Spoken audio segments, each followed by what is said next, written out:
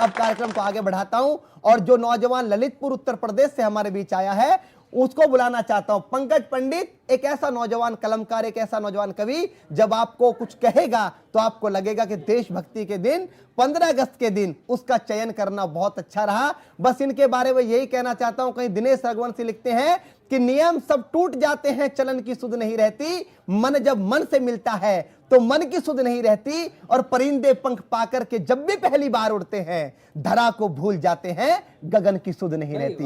जोरदार ताली बजाए पंकज पंडित आए अपना काम पढ़कर।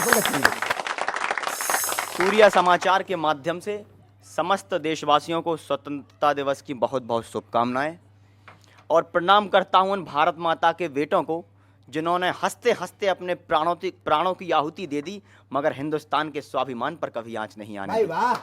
तब 4 पंक्तियां मैं पढ़ता हूं कि दर्द कितना भी हो लेकिन आह करते हम नहीं, दर्द कितना भी हो लेकिन आह करते हम नहीं, पार कर दुर्गम पथों को वाह करते हम नहीं। दर्द कितना भी हो लेकिन आह करते हम नहीं, पार कर दुर्गम पथों को वाह करते हम नहीं। हर परीक्षा के लिए तैयार रहते हर समय, कुछ भी हो अंजाम की परवाह करते हम नहीं। कुछ भी हो अंजाम की परवाह करते हम नहीं। और 4 पंक्तियां उन्हें प्रणाम करते हुए पढ़ना चाहता हूं कि समर में जय पराजय तो हजारों बार होती है। वाह। समर में जय पराजय तो हजारों बार होती है, मगर ठंडक कलेजे को लहू की धार देती है, और देते जान जो अपनी वतन के मान की खातिर, समूचे विश्व में उनकी ही जय जयकार हो। जय जयकार होती है।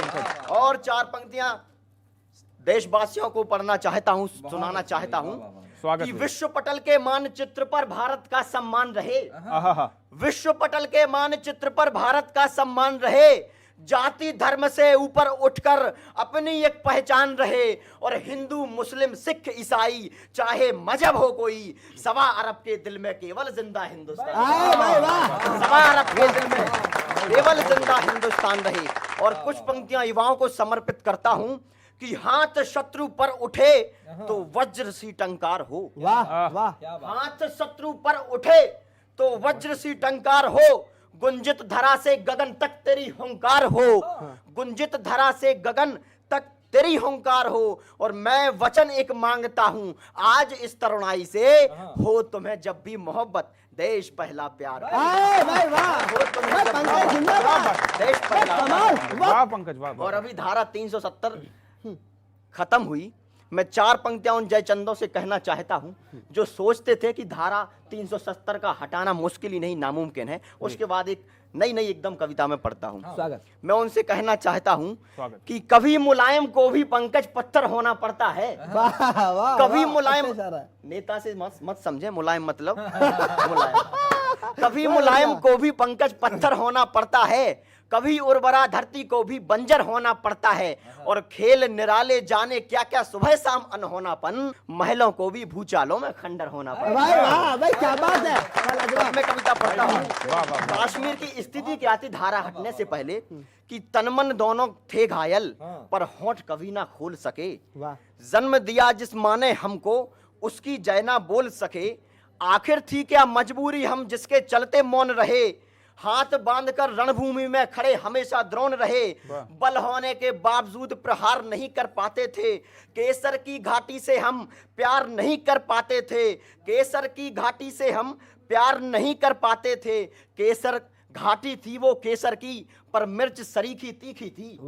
घाटी थी वो केसर की पर मिर्च सरीखी तीखी थी, पर्वत बने हुए मिस्री के नदियां झीलें फीकी थी, पर्वत बने हुए मिस्री के नदियां झीलें फीकी थी, तोड़ करके तब भरोसा सर पर डसने आते थे, धैर्य की तब मौत होती दर्द बस रह जाते थे, वेश में तब साधु के लंकापति को मान था, सत्य था चिंतित बहुत और खुश शैतान था, 10 दिशाओं पर समूचे देश का तब बोझ था, और पवन में घुल चुका एक नशीला रोग था, मगर निरंतर लाल चौक पर अमर तिरंगा लहराया। मगर इतनी विपदा होने के बावजूद भी मगर तिरंगा लाल चौक पर निरंतर लहराया, कश्मीर है मुकुट हिंद का और मस्तिष्क है कहलाया, किंतु था एक प्रश्न कठिन हम जयचंदों को टोक सकें, चोट करे जो मस्तक पर, उस पत्थर को हम रोक सके।